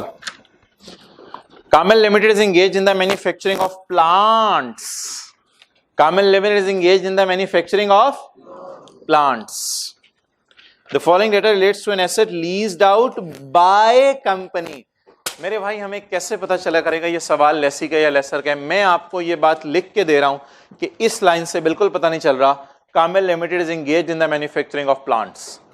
यहां से बिल्कुल पता नहीं चल रहा ये लेसी है या लेसर है। यहां से इसलिए पता नहीं चल रहा कि मैन्युफैक्चरर लेसी भी हो सकते हैं। क्या डॉलेंस वाले मैन्युफैक्चरर ने? जी, ये लेसी भी हो सकते हैं। इनको मशीन लीज पे चाहिए, ये लीजिंग कंपनी के पास चले जाएंगे। तो ये लाइन बिल्कुल वेग है। Kamil limited is engaged in the manufacturing of plant. आप इस लाइन की बुनियाद पे ये नहीं कह सकते ये लेसर का सवाल है जी, मैन्युफैक्चरर डीलर लेसर का सवाल आ गया। और भाई पहले डिसाइड तो कर लें कामिल लिमिटेड लेसी है या लेसर है। Kamil limited is engaged in manufacturing of plants. The following data relates to an asset leased out by company. Leased out, अब बता दें हम लीज पे दे रहे हैं या हम लीज पे ले रहे हैं। तो यहां कंपनी से मुराद क्या है? कामिल। तो ये लाइन बड़ी इंपॉर्टेंट हुआ करेगी डिसाइड करने के लिए कि सवाल लेसी का या लेसर का। तो that's why the question is of बोले बोले बोले लेसर। सवाल लेसर का है क्योंकि हमने एसेट को लीज पर दिया है। आगे जाने से पहले बता दें सिंपल लेसर है या मैन्युफैक्चरर लेसर है। पहली लाइन से पता चला मैन्युफैक्चरर है, अगली लाइन से पता चला हम लीज पे दे रहे हैं। तो फिर हम लीज पे दे रहे हैं बीइंग अ मैन्युफैक्चरर, तो फिर हम क्या बन गए? Manufacturer lessor. Very important line. Okay, अच्छा ये जो प्लांट है, ये जो लेसर ने लीज पे दिया है, ये उसने इस पे मटेरियल लेबर कितने की लगाई है? मटेरियल लेबर ओवरहेड खुद बनाया होगा ना प्लांट। ये प्लांट होगा बॉइलिंग मशीन, मिसाल के तौर पे ये बॉइलिंग मशीन देते होंगे, डॉलेंस वालों को बेचते होंगे, हायर वालों को बेचते होंगे, पेल वालों को बेचते होंगे, जिसके लिए वो एसी बनाने के लिए कोई मटेरियल मेल्ट कर लेते होंगे मिसाल के तौर पे। अच्छा जी, इन्होंने ये मशीन कितने की बनाई? 2 लाख की। आमतौर पे लोगों को कितने की बेचते हैं? लेकिन जो बंदा लीज पे लेने आए तो उसे कितने साल में 40,000 लेते हैं? कितने साल तक? 7 साल तक। अच्छा, जब ये एसेट वापस आ जाता है इनके पास, जाहिर बात है यूजीआरवी है तो lessee will return the asset. UGRV का मतलब ही ये परचेज ऑप्शन नहीं है। यूजीआरवी का मतलब क्या बताया था? Lessee will return the asset. जब ये एसेट इनके पास वापस आ जाना है तो इस एसेट का क्या करेंगे? बाजार में कितने का बेच देंगे? 2000 का। अच्छा, आईडीसी के बारे में लिखा नहीं हुआ लेसी ने किया या लेसर ने किया है, तो जो सवाल का कॉन्टेक्स्ट चल रहा है, ये लॉयर को पैसे किसने दिए होंगे? लेसर ने पे किए होंगे। Okay. Rate of interest quote कितना किया है? 4%, लेकिन मार्केट का रेट ऑफ इंटरेस्ट कितना है? 7%। लो जी, एक एक बला नहीं टपक पड़ी। लिखें जरा, if lessor charges, if manufacturer dealer lesser, if manufacturer dealer lesser, ये मैन्युफैक्चरर डीलर लेसर के लिए है सिर्फ। इफ मैन्युफैक्चरर डीलर लेसर, ये एक नया कॉन्सेप्ट है, आपको मैंने पढ़ाया नहीं हुआ, आज पढ़ा रहा हूं। If manufacturer dealer lessor artificially charge low rate to attract customer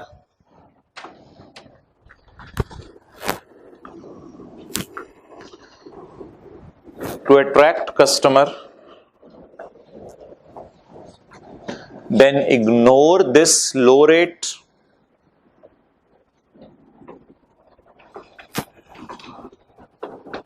and search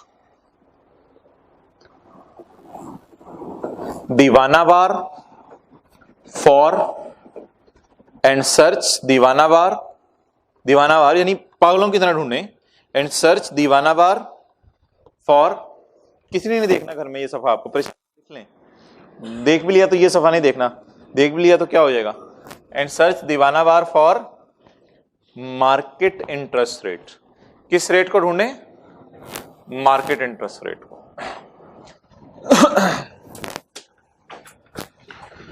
भाई इस लाइन का मतलब क्या है कि लो रेट लेना है या मार्केट रेट लेना है? मार्केट रेट लेना है, ठीक है। इसकी लॉजिक क्या है? मे बी कल टाइम निकाल के हम डिस्कस कर लें, मे बी हम ये कहें कि जी सिलेबस इजाजत नहीं दे रहा तो इसकी डिस्कशन नहीं करते। बहरहाल, अगर कभी मैन्युफैक्चरर डीलर लेसर आर्टिफिशियल लो रेट चार्ज कर दे तो आर्टिफिशियल लो रेट की बेस पे सवाल सॉल्व करना है या मार्केट टर्म्स पे ले आना है सवाल? आप 4% को कंसिडर करना है, इग्नोर करना है? इग्नोर करना है। आप सवाल की रिक्वायरमेंट बता दें। What is the amount of on यकम जनवरी 11, ये निकाल लेंगे, यकम जनवरी 11। And what is the amount to be charge in cost of sale in respect of the transaction on यकम जनवरी 11। I am giving you only 2 minutes। ये कल हमने किया है, 3 दफा किया है। I am giving you 2 minutes। 4% काटें, सवाल शुरू करें। Not more than 2 minutes।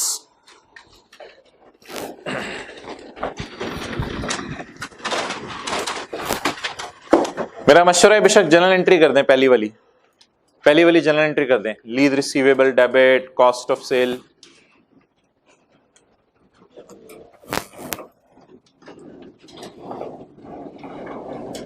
कल वाली जनरल एंट्री करके हाथ खड़ा कर दें।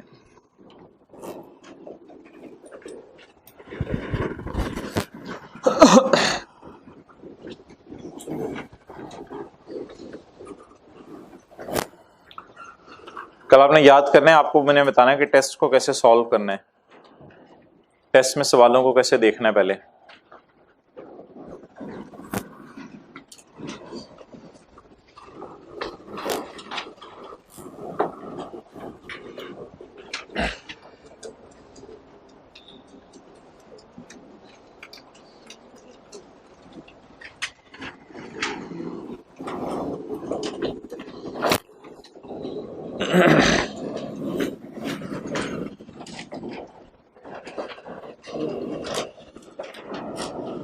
एंट्री कर दी तो हाथ खड़ा कर दें।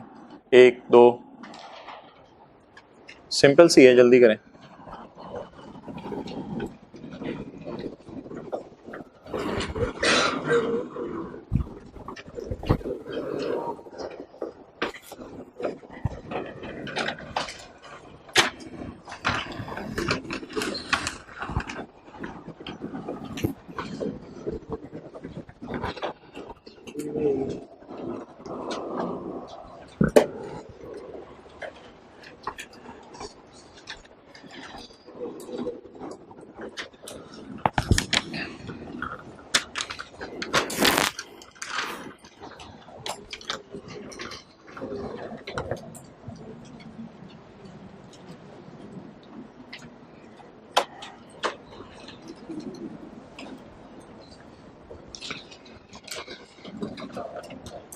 अच्छा इधर आओ,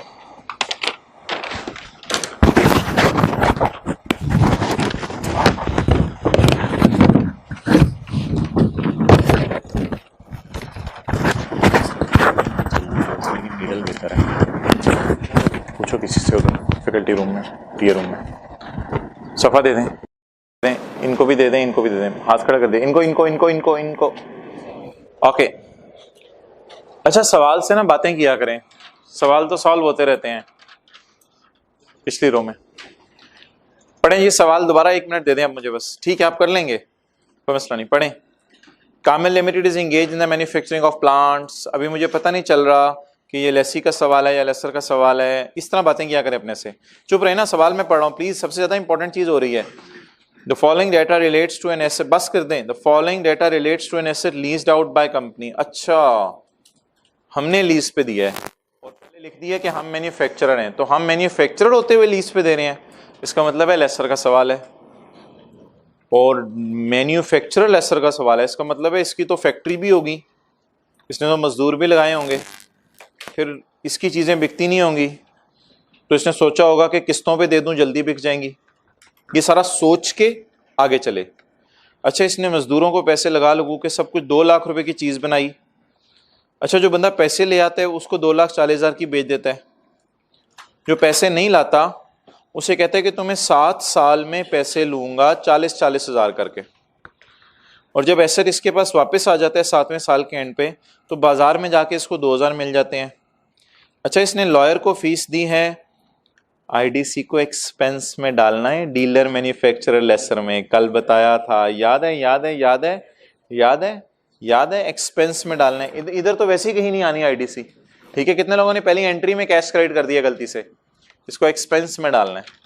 कल बताया था, सेकंड एंट्री लिखी थी, मैन्युफैक्चरर डीलर लेसर आईडीसी को कहां डालता है, एक्सपेंस में डालता है, एक्सपेंस में डालता है, कल लिखवाया था। Okay what is cost. ओ भाई आप लोग पता नहीं किन चक्रों में हैं, आप लोगों ने पूरी जिंदगी रुपीज इन थाउजेंड में नहीं आना, आप लोग छोड़ें, बाकी लोग इधर देखें, अच्छे वाले बच्चे 200 वाले, आप लोग हमेशा अपने आप को रोल लेंगे।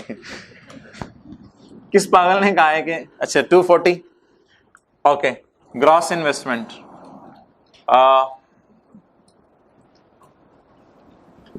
माजरत किसी को कुछ बुरा लगा हो लेकिन बात सही थी। Okay down payment plus rental plus, अब टाइम नहीं है मार्कर चेंज करने का, UGRV 0, rental 40 into 7, UGRV 2 is equal to 282। Okay net investment, net investment का फॉर्मूला बताएं। नहीं, present value of lease payment plus present value of UGRV. Okay what is present value of lease payments, 40 into 1 minus 1.07 raised to power minus 7 divided by 0.07 plus 2 into raised to power minus 7। अब जाहिर बात है थोड़ा points में जाना पड़ेगा मजबूरन, 2 को डिस्काउंट करेंगे, पॉइंट्स में जाना पड़ेगा मजबूरन जी। इसका सब टोटल 216, पॉइंट के बाद एक भी यूज कर सकते हैं कंसिस्टेंसी के लिए, ना भी करें खैर है, प्लस एग्जैक्ट 1 आ रहा है 1.2, थोड़ा सा कर लें 1.2। Okay it's over now. पहली एंट्री बोलें जी, lease receivable debit, cost of sale debit, sale credit, और इसी एंट्री से मैं फिर फिगर्स डिराइव कर लूंगा। ओके व्हाट इज, ये किस पे आनी है, अब मैं वो कल वाला रिवाइज नहीं करा रहा, ये किस पे आनी है, नेट इन्वेस्टमेंट बता दें 217.2, कॉस्ट ऑफ सेल किस पे आनी है, cost minus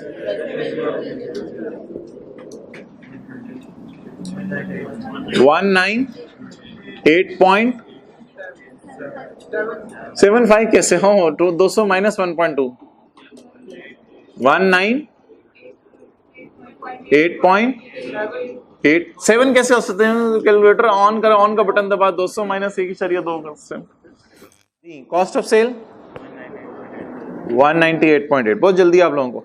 cell lower of fair value, आपका सिलेबस ऐसे स्ट्रक्चर हुआ है कि हमेशा क्या लोअर आएगा? Present value of lease payments. Okay 200, यही एंट्री कितने लोगों ने की थी? रिक्वायरमेंट पढ़ लें, एमसीक्यू, 2 एमसीक्यू इकट्ठे किए हैं मैंने, ए और B. What is amount of net investment? लिखें आगे, आगे लिखें 217.2। What is cost of sale? गलती करते हैं बच्चे, 200 डालते हैं, never. What is cost of sale? 198.8। Cost of sale entry से उठानी है या कॉस्ट ऑफ सेल आपने जो है कॉस्ट लेनी है? एंट्री से उठानी है।